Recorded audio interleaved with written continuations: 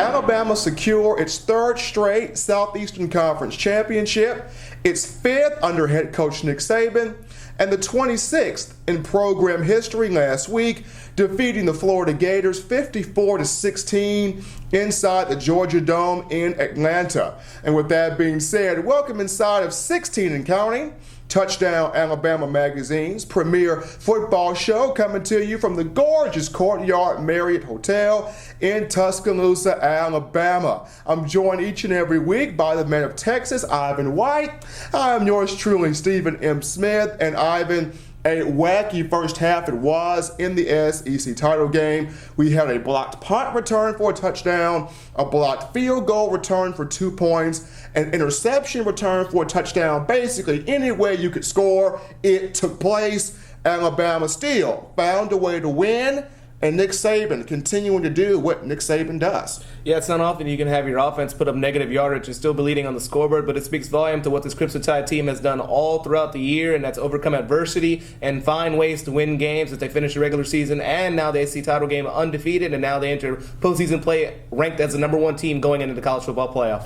And a college football playoff, Ivan, in which the rankings were released on Sunday. Alabama, the number one overall seed, Ohio State, number 2, Clemson, number 3, and Washington, number 4. A lot of people were upset that Penn State did not get in, despite it being the Big Ten champions, but the College Football Playoff Committee made the decision, and the rankings fell where they fell. Now, as we look at Washington for a brief moment, what is the one thing that Chris Peterson and his staff pros?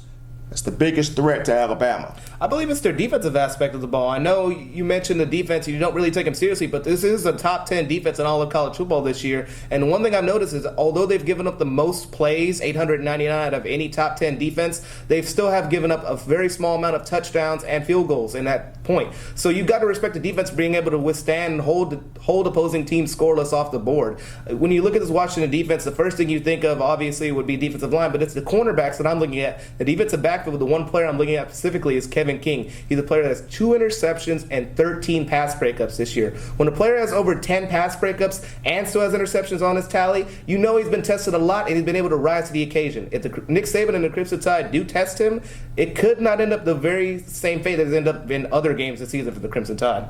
I've been going with the defensive aspect for Washington. I'm flipping this over to the offense. The Huskies, the third best scoring offense in college football, averaging 44.5 points per game.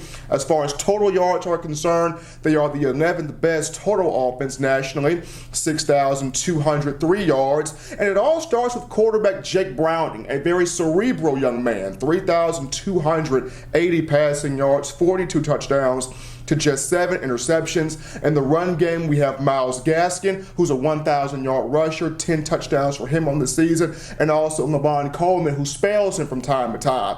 At that receiver position, it's John Ross and Dante Pettis. John Ross, a 1,000-yard receiver. He has 17 touchdown catches this season. That is most in FBS. This is a Washington team, but if you're not prepared, Ivan, they can bite you. You know, Stephen, although not everybody's happy that Washington is in the playoffs, they earned their way by winning the Pac-12 by only losing one game throughout the year. So take it or leave it. You're going to have to respect what they did. They're in the playoff, and nothing else can be said right now. Well, folks, Alabama and Washington, the number 1 and number 4 seeds in the college football playoff, will square off inside the Georgia Dome in Atlanta for the Chick-fil-A Peach Bowl on Saturday, December 31st, 2016 at 3:30 p.m. via ESPN. For all of us here at TouchdownAlabama.com, for Ivan White, I am yours truly, Stephen M. Smith. Enjoy your day. Enjoy the holiday festivities coming up. And until next time, folks, so long, everybody. And enjoy all the thrilling college football bowl games.